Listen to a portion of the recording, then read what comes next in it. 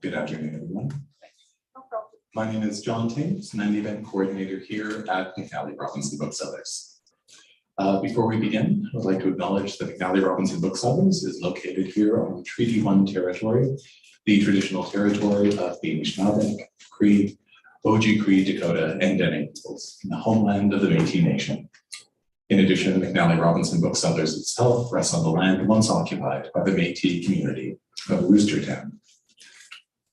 We are gathered here today for what I believe is the 7th year in a row here as well to celebrate Rites of Spring, which is, as many of you know, a National Poetry Month project of the Winnipeg International Writers Festival and the Winnipeg Free Press, which appeared in the print and online editions of the newspaper today. As one quick note, while I'm offering this introduction, if any of you have not received a copy of the supplement and would like one, please just raise your hand and Ariel, one of the co-editors, will distribute a copy to you so you can read along with today's poets. So 12 poems appear in the supplement, and we're going to be hearing from a wide variety of those poets tonight here this afternoon, or today here this afternoon. I'm temporally displaced. We are delighted to have the two editors here, and I just have a few housekeeping notes before I introduce them and let much more interesting people pop up behind this microphone. While you're in the space, while you're seated, we just ask that you please do keep your masks on. When you're coming up to read, if you would prefer to read without your mask, you are more than welcome to once you're behind a microphone. We just ask that you replace it when you return to your seat. If you prefer to read with a mask, that is perfectly acceptable as well. We are all different heights, so I would also encourage you, the microphone works best and you are most audible if you ensure that the microphone is relatively close to your mouth. So I have made sure that the stand is quite easily adjustable, so please do avail yourself of that before you actually start to read your poem, just to ensure that we can all hear you very clearly. That's it for me, although I will point out that there are a wide selection of some of the participating poets' books on the table just to my left, so please do take a look at those. And I'll now turn the afternoon over to the editors of this volume. So the first editor is, thank you for the applause. Duncan Mercredi, Cree Métis, is the Winnipeg Poet Laureate. A longtime resident of the city, he was born in Mississauga, Grand Rapids, and grew up listening to his grandmother's stories. His poetry collections have been published by Pemmican and Wilfrid Laurier University Press, and his work has appeared in countless anthologies and periodicals, including Prairie Fire and CB2. Duncan has appeared at storytelling and literary festivals across North America, and for 2 decades has been conducting school workshops throughout Manitoba. Today's other editor who will be coming up first to speak is Ariel Gordon, a Winnipeg Treaty 1 territory-based writer, editor, and enthusiast. Her most recent books are Treed, Walking in Canada's Urban Forests, published by Woolsack and Wynne in 2019, a collection of essays that combine science writing and the personal essay, and Tree Talk at Bay Press 2020. A public poetry project where Ariel hangs poems in trees and asks passerby to add their thoughts, ideas, and secrets. She is the Winter 2022 Writer-in-Residence at the Center for Creative Writing and Oral Culture at the University of Manitoba, and she is here with us today. Please join me in welcoming.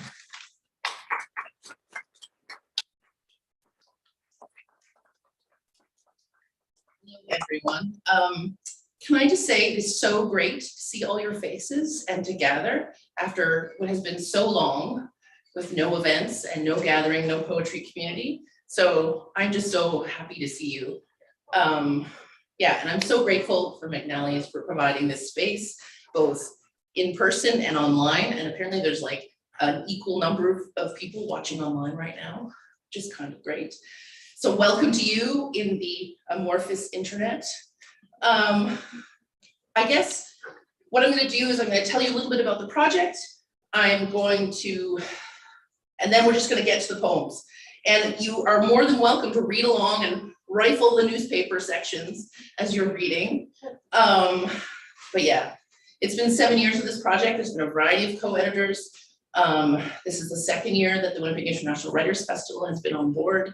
But I'm just so grateful to the Winnipeg Free Press for doing this for all these years and committing to it.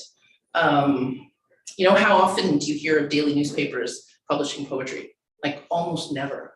And they've done this now for 7 years. There's no ads on these pages. They devote a photographer to do a whole day of shooting.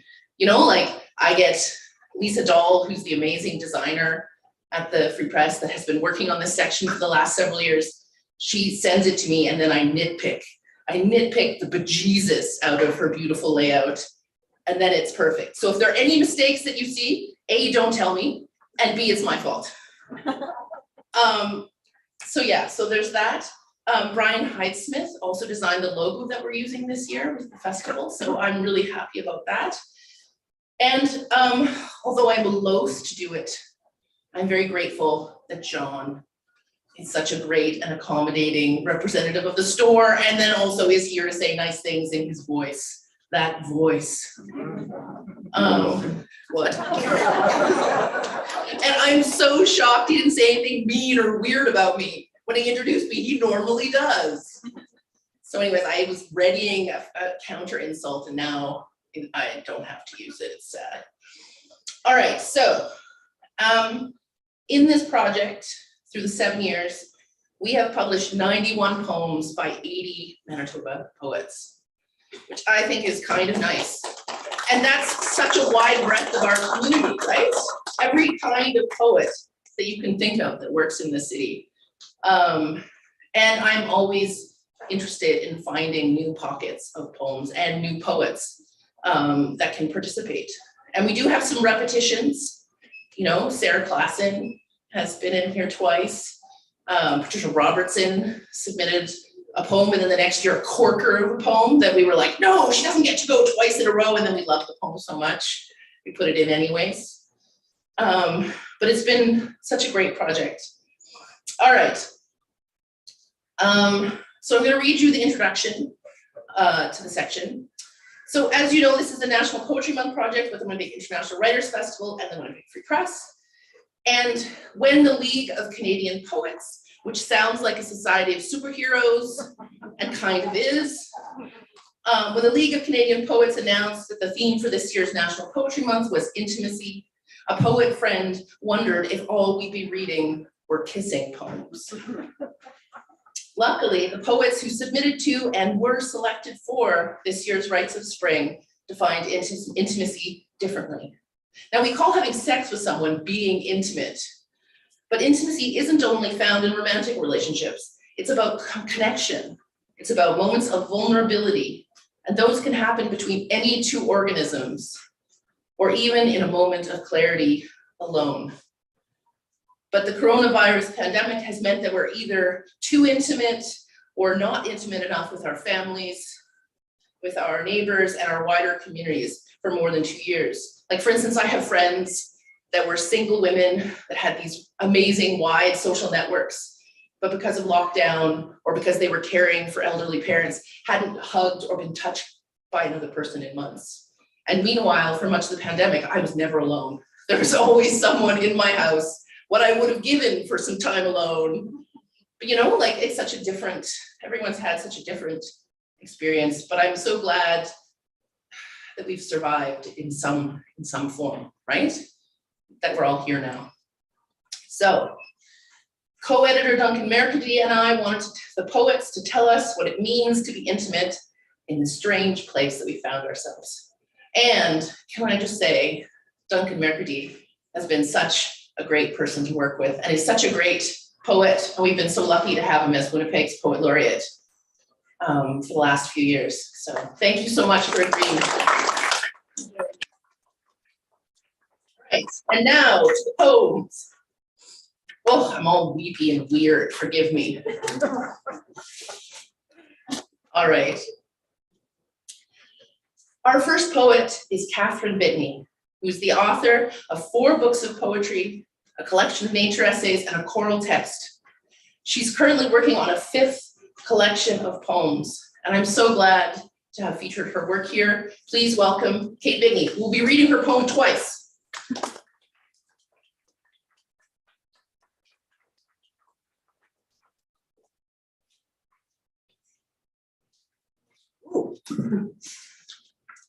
Is that okay back there? Oh, okay. Have to get my old lady glasses on here. Sorry.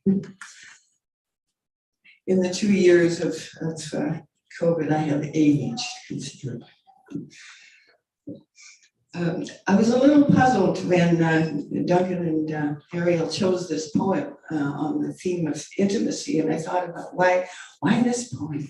Why this poem called Wild? And then I thought, well, perhaps it's because it's an intimacy with nature or with one's own wildness.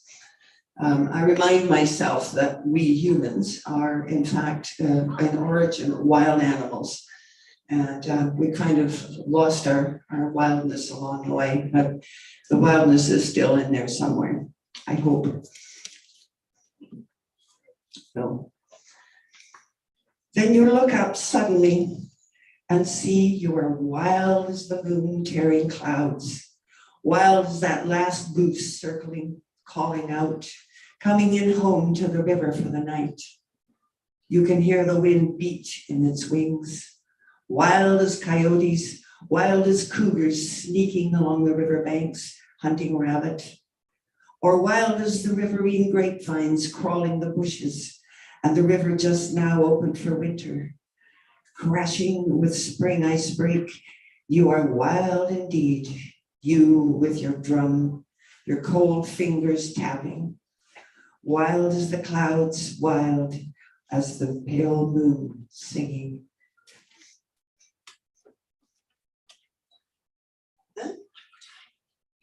I have to read it twice? It's short, read it again.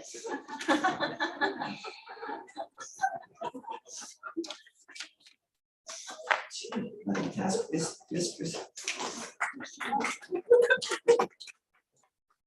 Go at it. It's never going to be the same twice, as you probably know. Then you look up suddenly and see you are wild as the moon carrying clouds, wild as that last goose circling, calling out, coming in home to the river for the night. You can hear the wind beat in its wings, wild as coyotes, wild as cougars sneaking along the riverbanks, hunting rabbit, or wild as the riverine grapevines crawling the bushes, and the river just now opened from winter, crashing with spring ice breaks. You are wild indeed, you with your drum, your cold fingers tapping, wild as the clouds, wild as the pale moon singing. There you go.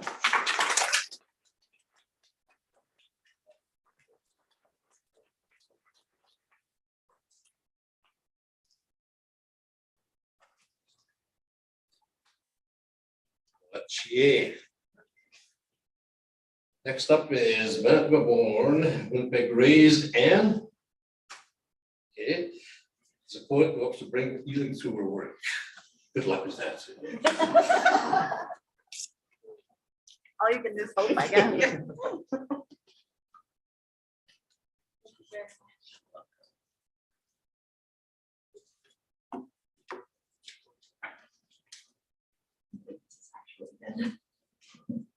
Is that good? Okay.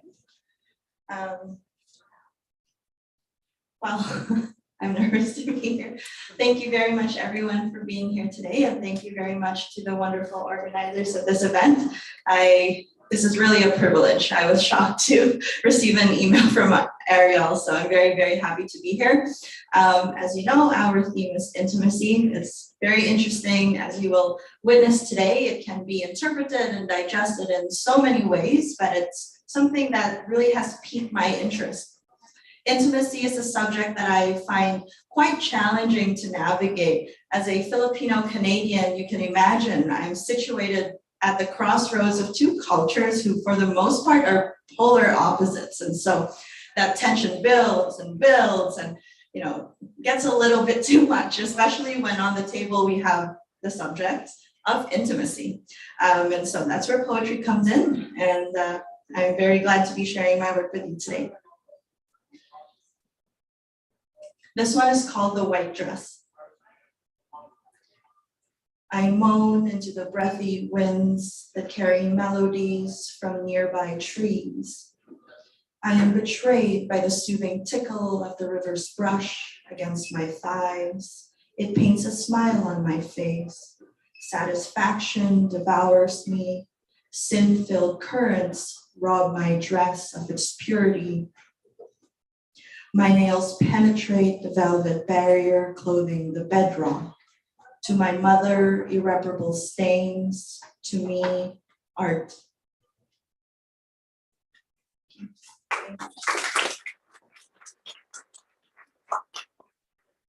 Very much. One more time.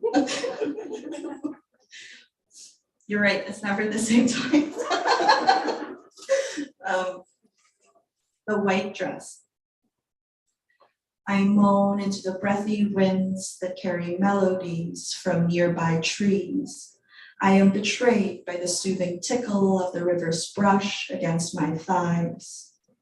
It paints a smile on my face. Satisfaction devours me. Sin-filled currents rob my dress of its purity.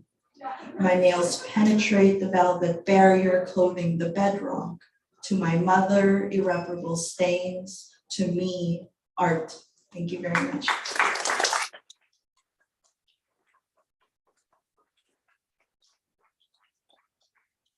All right, thank you so much, Anne Claros. I just want to say these poems are so short. We have to give you the time to savor them. And I apologize for the awkwardness, but not really. All right. I would love to get a picture of the audience from here. Do you guys mind? You can gesticulate, you can just look at me with concerned faces, or you can look joyful. They're like, joyful, oh. All right, thank you so much. Okay, so next up is artist and writer Roewan Crowe, who is currently writing Violet's Impossible Garden, a queer sequel to her gritty, poetic Western, Quivering Land. Thank you so much. Please welcome Roewan Crowe.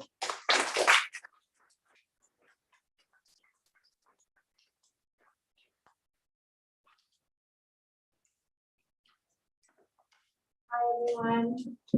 Wow, it does feel strange. It's rather a queer spring we're having.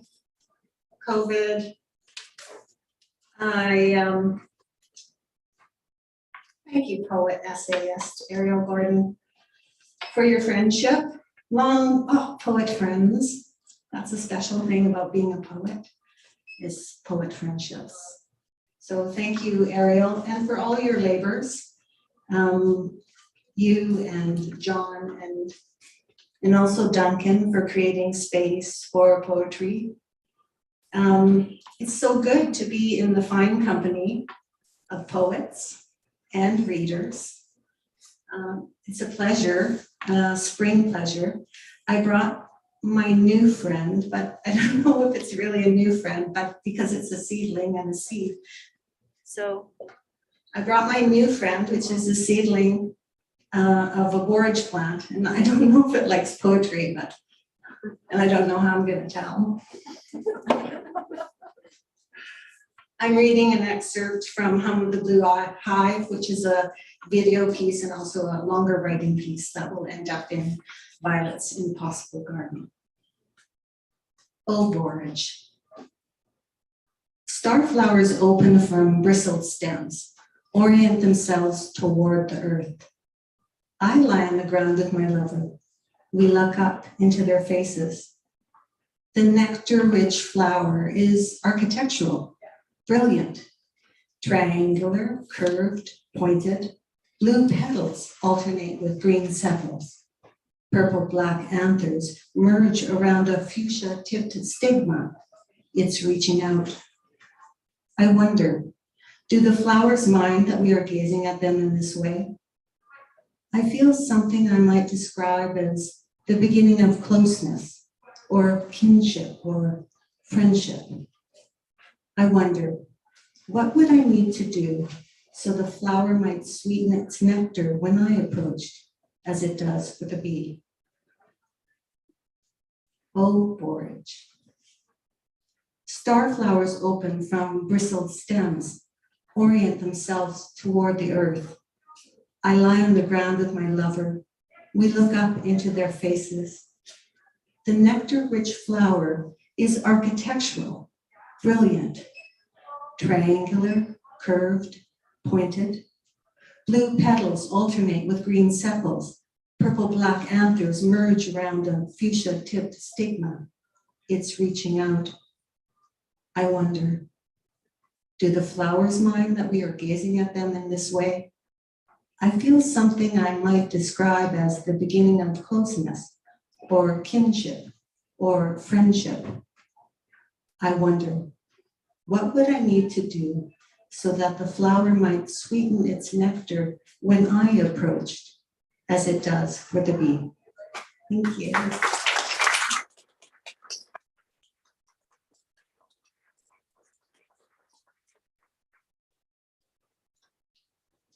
Hey, Brigette has written plays on print festivals across Canada. Some Compass is her first. Where's Brigette?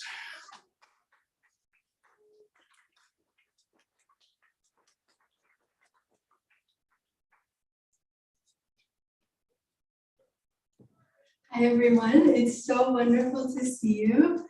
A huge thank you to our amazing hosts, Ariel and Duncan. And a huge thank you to you for being here today. Really feels like emerging from hibernation, and it feels so good to be here together in person. A huge thank you to McNally Robinson and to the Winnipeg Free Press and the Writers Festival. This is a really incredible moment. This is my first time reading from my first book of poetry, Sun Compass. And also my first time performing as someone who is pregnant. So there's sort of two of us here with you. And the launch of this book will be March 14th at 7 p.m. at McNally. We'd love to see you there, and it will be hosted by my pal Mercy. And the book has been published by Winnipeg Press. All right.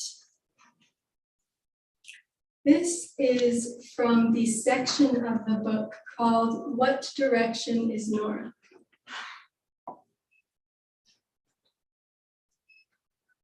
Show me your mom tattoo. I want to see under your socks. I am pedaling so hard, but I don't know where I'm going. What direction is north? I forgot my mittens, but it's your fault. If I lose you, I feel your ribs when we're together and they feel like I need you. A mountain that I climb and I don't want to stop. But so what if I know how to play the tambourine in your band with your cousin? You don't know what bells are. You think tigers and tiger lilies are the same thing. You weren't there when the grass stopped growing, when my elbow broke, and so did my bed, and so did the plane, and so did the sun. When my skirt ripped, when my freckles fell off. Thank you very much. One more time? Oh, okay. One more time with feeling. I was like practicing before with my partner. I'm like, okay, this time with feeling. All right. Show me your mom tattoo. I want to see under your socks. I am pedaling so hard, but I don't know where I'm going. What direction is north? I forgot my mittens, but it's your fault if I lose you. A mountain that I climb and I don't want to stop. But so what if I know how to play the tambourine in your band with your cousin? You don't know what bells are. You think tigers and tiger lilies are the same thing.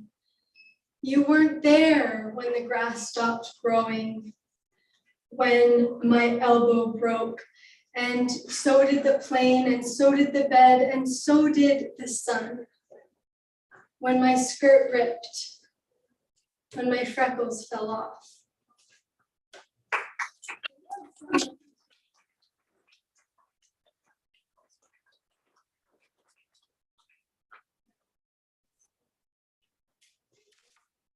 I just want to say that we planned her pregnancy so that we would have this double intimacy at this event. No, we did not. And I just want to say that I know time is meaningless right now, but I believe your launch is in May and not March. I'm so sorry, May 14th. May 14th in this space. So please come to that. And there are sneak peek copies of her book on the table here if you should want to buy them.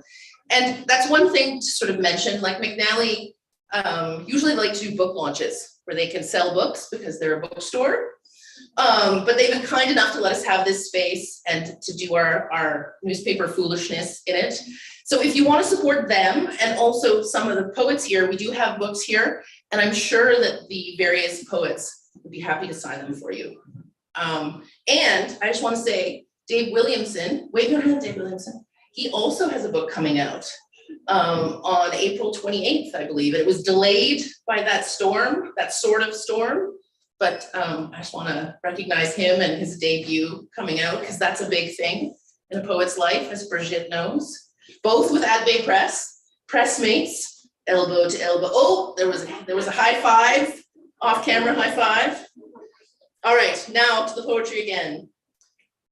The next poet is Denise Duguay, who is a poet and TV critic who pays the bills. Who pays the bills? I almost didn't know how to say that as a poet. Paying the bills? Making a living? Sorry, I get confused. Okay, Denise Duguay is a poet and TV critic who pays the bills by copy editing at the Winnipeg Free Press. So please welcome Denise Duguay.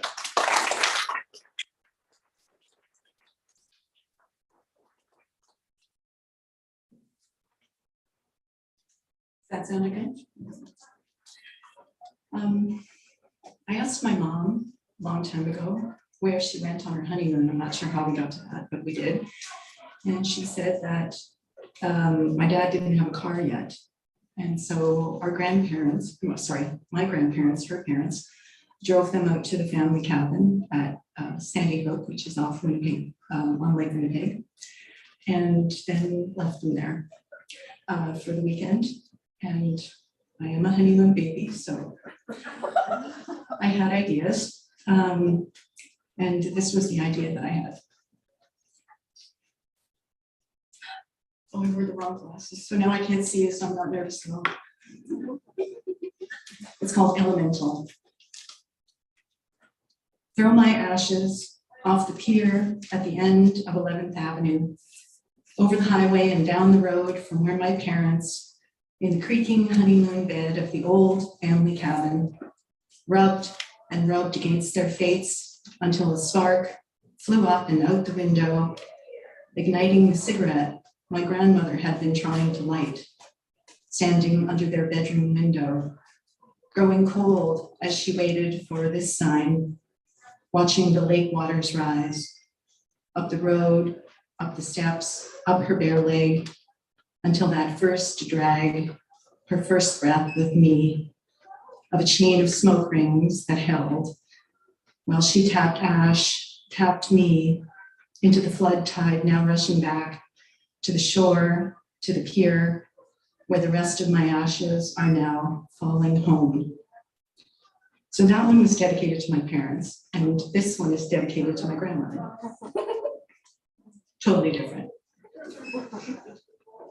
Throw my ashes off the pier at the end of 11th Avenue, over the highway and down the road from where my parents, in the creaking honeymoon bed of the old family cabin, rubbed and rubbed against their fates until a spark flew up and out the window, igniting the cigarette my grandmother had been trying to light, standing under their bedroom window, growing cold as she waited for this sign, watching the lake waters rise up the road, up the steps, up her bare leg until that first drag, her first breath of me, of a chain of smoke rings that held while she tapped ash, tapped me into the flood tide, now rushing back to the shore, to the pier, where the rest of my ashes are now falling home.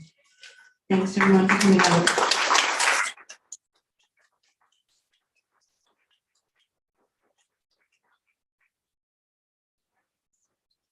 Laurie Fischer is not here. So I am going to be a shapeshifter and be Laurie Fischer for this time being. As a Winnipeg poet whose collections include poetry on the pandemic and musings on life well lived, nature around us. In the midst of life's incredible uncertainty, a moment to enjoy nature all around us. Time to watch the birds and animals, to relax and to breathe. We will find the world may be changing, but the way we feel about it can impact all those who are close to us. It is time to take a moment to enjoy nature's beauty. It's time to go for a walk, take some pictures, relax our minds, to sense, see, to feel. Sense, to feel, to see, to feel, to take some pictures, relax our minds. It's time to go for a walk, to enjoy nature's beauty. It is time to take a moment. It can impact all those who are close to us, but the way we feel about it, we will find the world may be changing. To relax, and to breathe. Time to watch the birds and animals. A moment to enjoy nature all around us in the midst of life's incredible uncertainty. Straight around.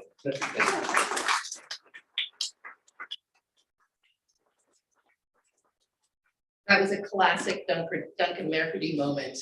Given an instruction to do something twice, just reads it from the bottom. That was excellent. All right, so our next poet is also not here, Bryanne Lamoureux. Her is a queer Franco-Manitoban rooted in southern Manitoba, Treaty 1. She is currently completing her Master's in Environmental Studies, and that's where she is right now. And she writes poetry to make sense of the world, make sense of life. So I'm going to read her poem, and I am going to follow my own instructions, which is saying, Self-Love by Bryanne Lamoureux. I just want to be loved, she tells me. You are loved, I tell her. I wrap her up in clean sheets and place heat on her sore shoulders. I caress her and hold her and tell her she is the most beautiful woman, that she is everything, and that I love her. When she comes to, I feel her once more, slowly, tenderly. I remind her of how strong she is to have made it through so much, that she is safe enough now to rest. I wrap her up in my arms and hold her until she falls asleep. I remind her that within her is a whole world which holds all that she admires in others and more, that she deserves to feel safe, to feel held, to feel loved, to receive back all that she puts out into the world. I whisper this to her as she sleeps, and still I hold her, give her all that she has given, and remind her that she is the universe and that the universe cradles her back. She is safe, she is enough. She is everything. I just want to be loved, she tells me. You are loved, I tell her. I wrap her up in clean sheets and place heat on her sore shoulders.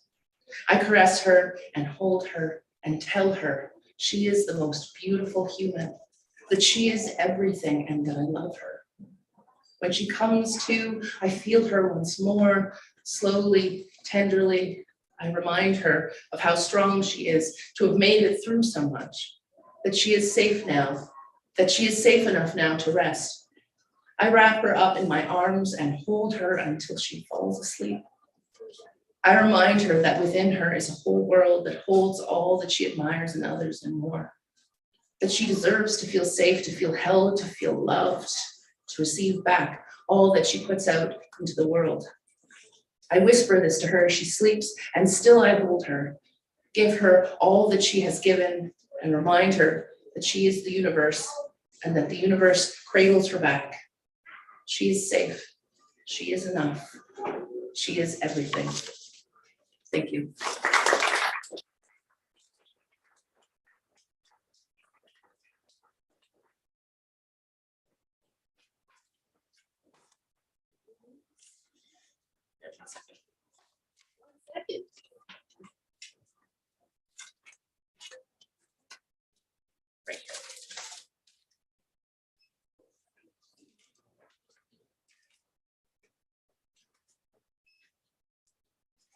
Sorry about that, but I never carry my Indian Act glasses with me.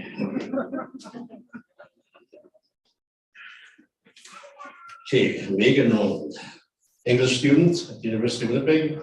This is her first poetry publication. Where is she? Am I reading this one too? Yeah. I can't do the voice. Birdseed. My grandparents bought a new bird feeder. They know each other, each one by name. Nuthatch, Ariel, Chickadee. Each morning, coffee and birds. I wonder if someday I'll have a birdseed feeder. Cardinal, sparrow, blue jay, and maybe someone to sit with me. My grandparents bought a new bird feeder. They know each one by name. Nuthatch, Ariel, Chickadee. Each morning, coffee and birds. I wonder if someday I'll have a bird feeder.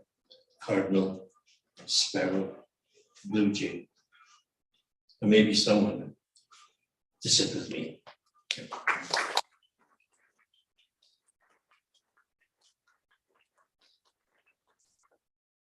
All right, next is Lynnel Sinclair, who we'll bring up in a second. But first, I want to recognize Mike Deal, who took all the lovely photographs here. 4x5 camera, did these complicated setups, and he's done it every year, and he does such a great job. And he's back there taking photos now, so. Right. All right, so next poet is Lynnel Sinclair, who's a Cree Métis woman and a poet, writer, and storyteller. She's from Grand Rapids, which is also known as Mississipaulistic. Oh, I'm sure I mangled that, I'm so sorry. All right, please welcome Lynnel Sinclair.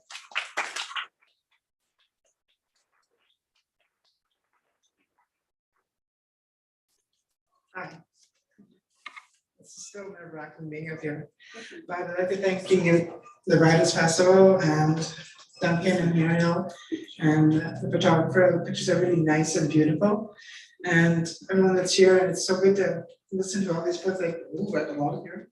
Okay, it's good. It's so good. And just, I could just feel everything. It's really nice.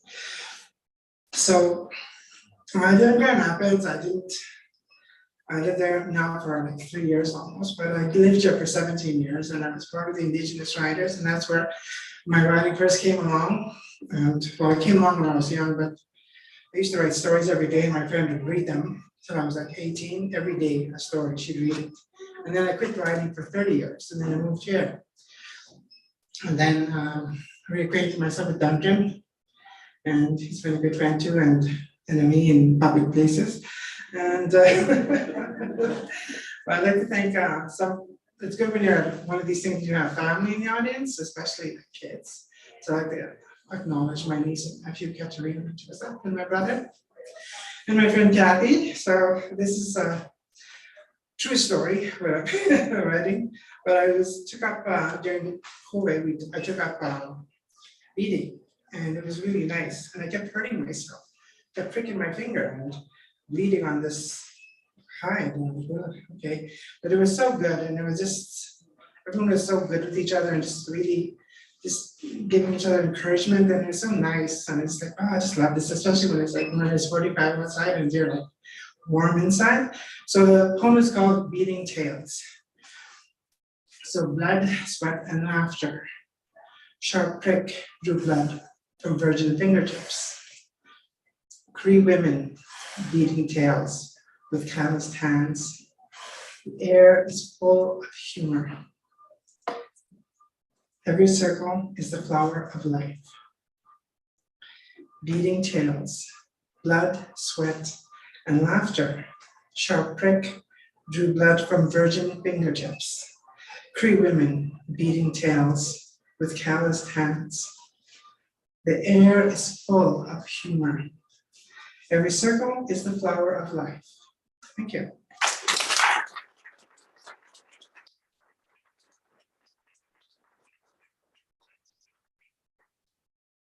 All right, Cam Scott is a poet, critic, and non-musician from Winnipeg, Treaty One territory.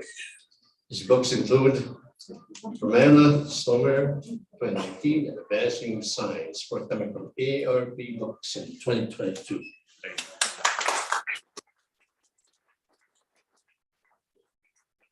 Thank you, Duncan, Ariel, John, Winnipeg Free Press, Thin Air, McNally Robinson. This is really wonderful. I've been working on a very argumentative book of essays, so it's lovely to be here and make no argument whatsoever. This poem is called Summer, and it occurs to me just as right to spring, so I had to strain at the limits of the assignment of summer. At the height of the heat wave in the heart of the dome, a hydrant burst beneficently down the street. It was refreshing just to watch. Raspberry butter on a porous toast. Trains ran late but with confidence, and no one was delayed for lack of planning. The chemical aurora in the east, the gasping eyes of passers-by amassing far below made quite the picture. But there wasn't any point of view, only a myriad, and that described us too.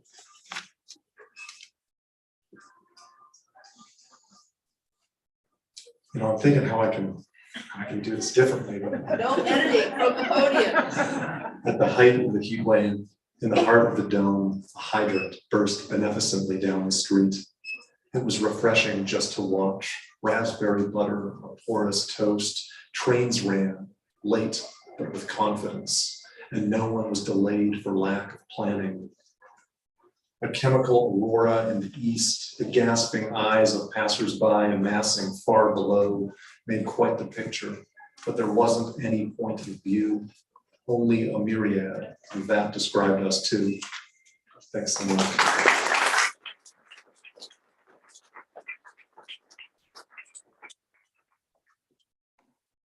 All right, I have to confess that I made a grievous error with the next poet. She's got a long consonant-filled name, Jeanette Timmerman. She's used up practically all of the consonants, I would argue, but I omitted one. So if you looked at the poster, you'll notice that it's missing an N. And I thought that for the remainder of the day, I would remove an N from my own name as penance. So my last name is Gordon, so feel free to refer to me as Ariel Gordo for the remainder of the day, because that's what's right. All right, I'm gonna read her bio. Jeanette Timmerman is an octogenarian whose work has appeared in newspapers, magazines, and anthologies. She loves the smell of skunk, especially in spring. Please welcome Jeanette.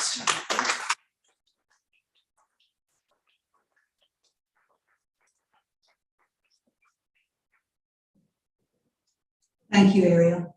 Thank you, Duncan, and Ariel again, and the Free Press and International Festival, and everyone who's come out. And Roewan, I think, mentioned how good it is to have poet friends, and sitting right there is a longtime poet friend of mine, Louise Love, and I'm so glad she's here.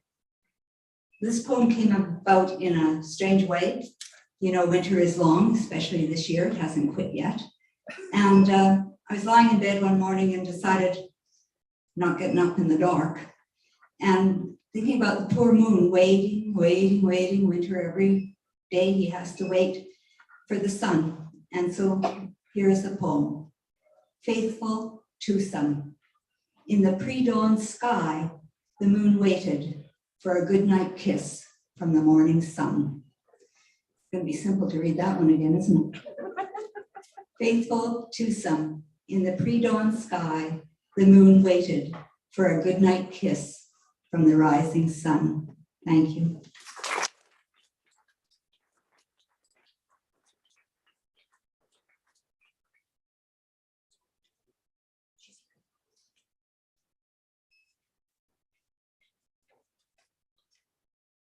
Shannon Joy has lived her whole life in Winnipeg. She's been both pushcart and the best of net nominee twice. Fisherman, best of net.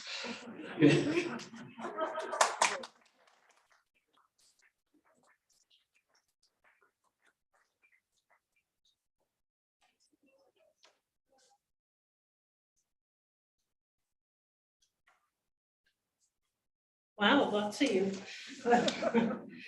It's a great honor to be part of this. And thank you to Ariel and Duncan, McNally, Free Press, and Thin Air Writers Festival. And thank you for all of you being here, especially my peeps.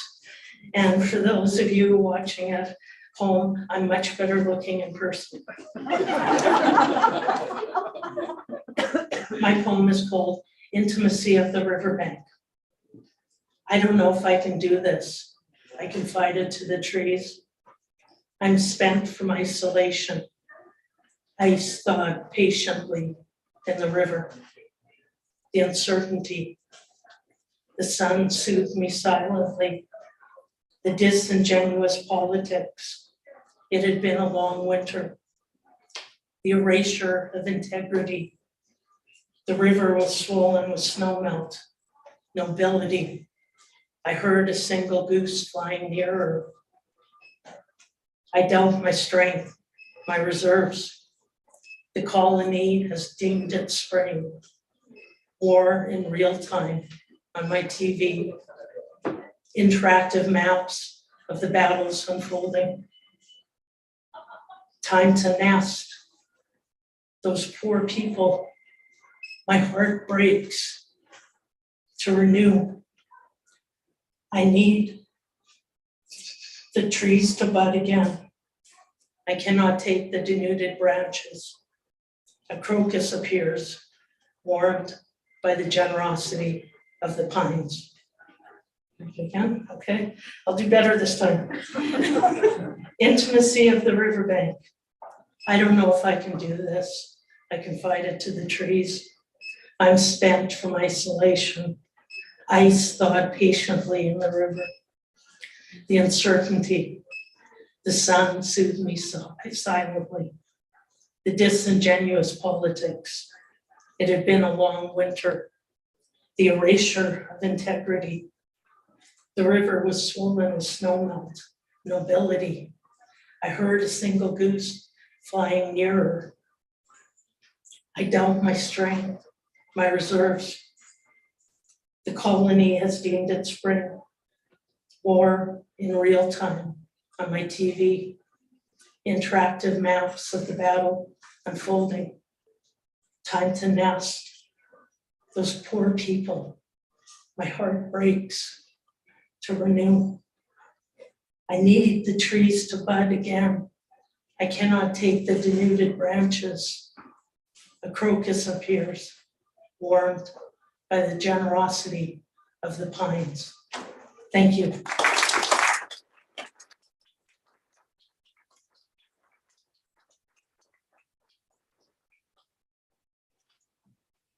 So those are the 12 poets and poems and Rites of Spring this year. I'd love it if you could give them all, and whatever gratitude you have, make your hands hurt. That's what I want.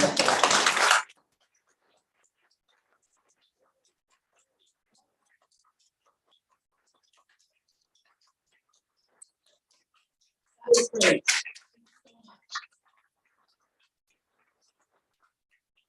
Now, as I said, Duncan is going to be finishing his term as Winnipeg Poet Laureate soon.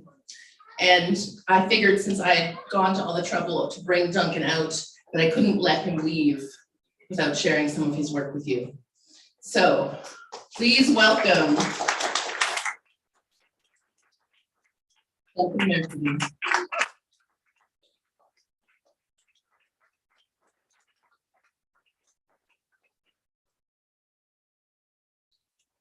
like to say thank you, but I won't. That came right out of the blue, man, out of the blue. So thanks a lot, anyway. But don't do this again, all right?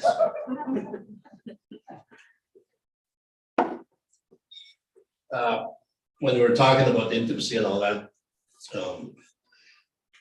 I wrote something on Facebook where I like to rant. The only intimacy I know now is my wife cuddling the cat and the dog.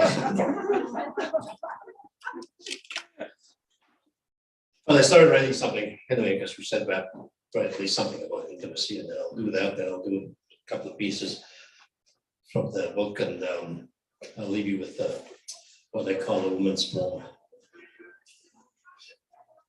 I never knew I was chasing the past, running across a dream, slipping into the forest, sinking in the softness of muskeg and moss, wrapping its scent around me. The bird sang, the underbrush whispered, welcome home, sleep within me. I'll caress you with my softness. Shh, don't cry. Let who you sleep well. Let who you are seep into my spirit as it once was when we were young.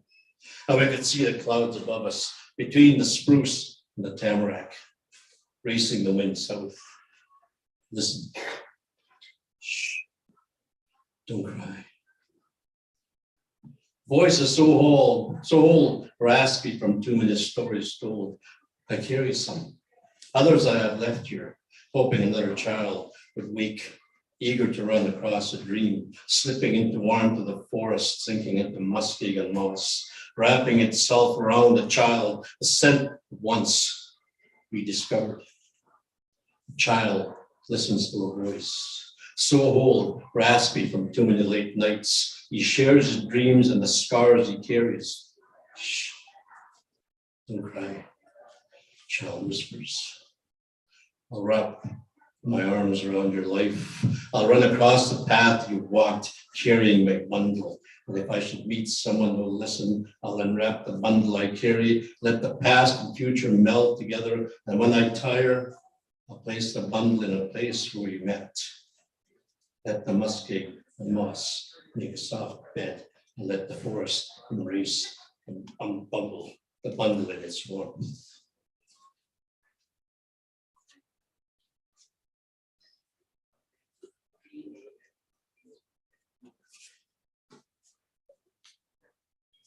I knew I was going to read it when I left the house. Okay, I really did.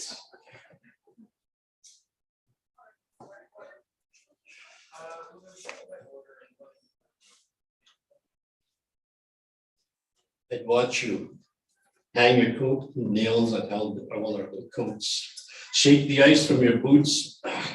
Grunt, the guy out. The door opens and closes. Each time the blast of cold encircled me, I'd slip deeper into that old couch.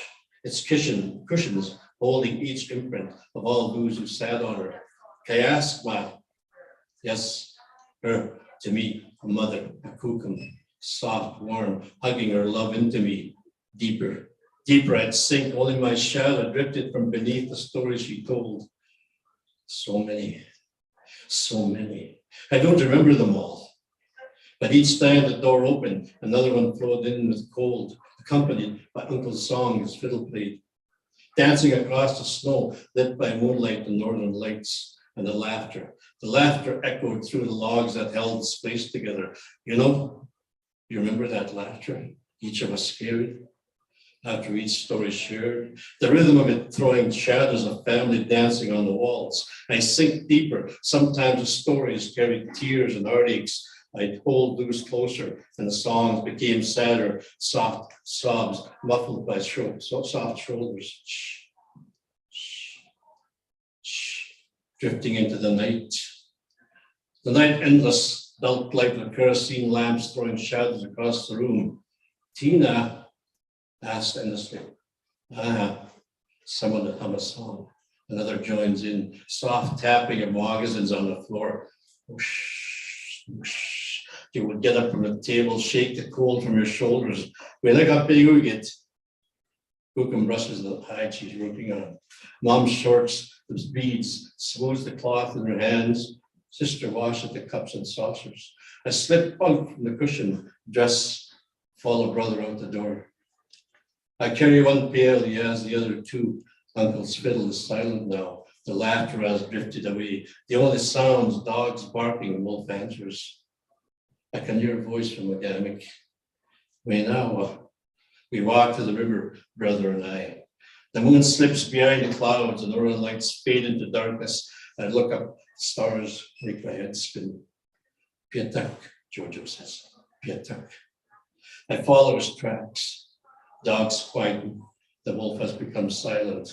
I look around and all around me, the house is darkened. All I hear are soft footsteps, sounds you make. Footsteps only you can make in the weird organisms.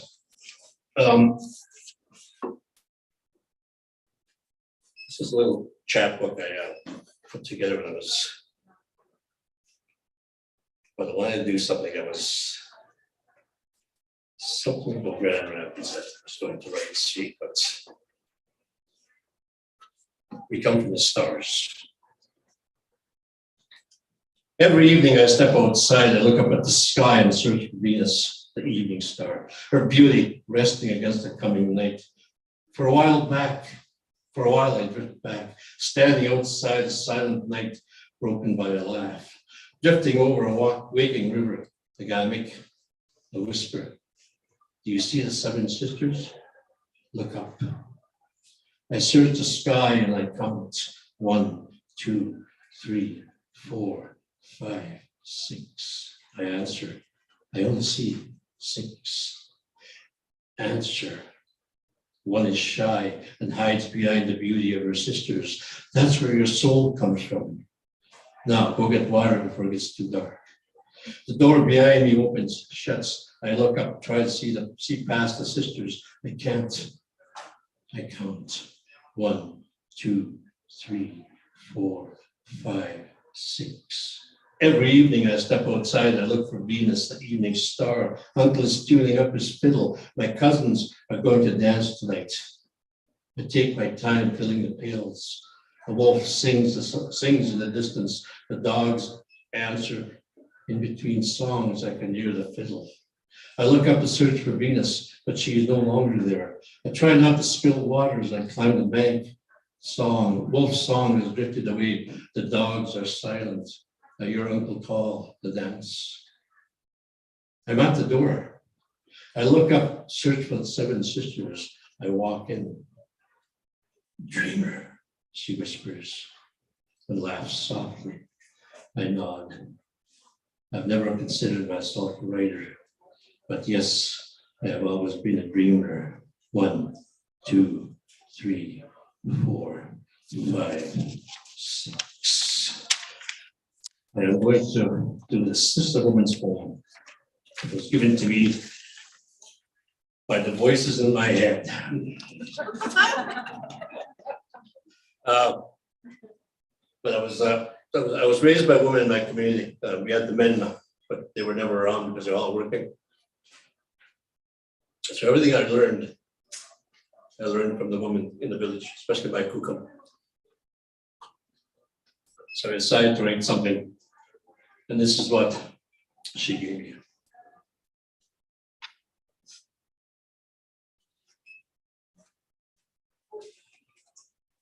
This is a broken drum, damaged drum, but it's mine. It's given to me as a gift.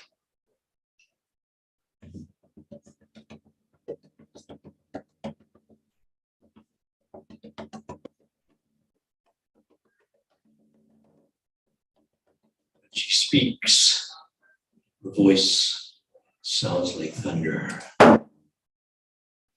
That drink will not erase the grief, and it echoes and echoes, shaking your faith on the ground you stand on.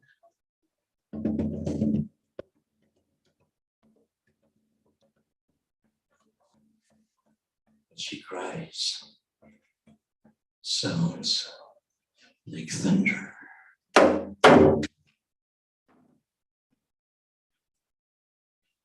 The weight she carries makes her tremble. She shakes the rattle she rolls.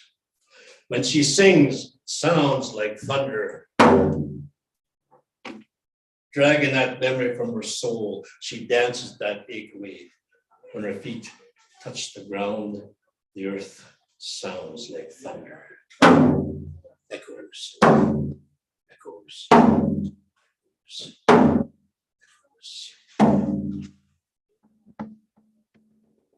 She speaks, sounds like thunder.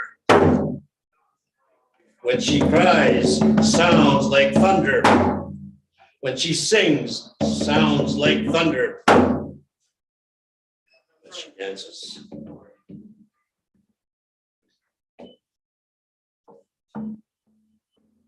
Sounds like thunder. Thank you very much. That's great.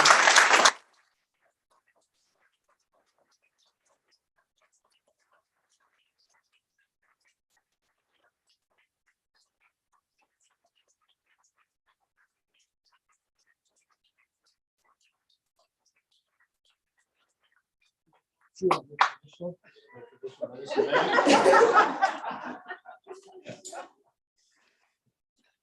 just want to say, that's everything. Thank you. We've done so, there's so many, thank you has been said 100 million times already by all the poets, but I feel really grateful.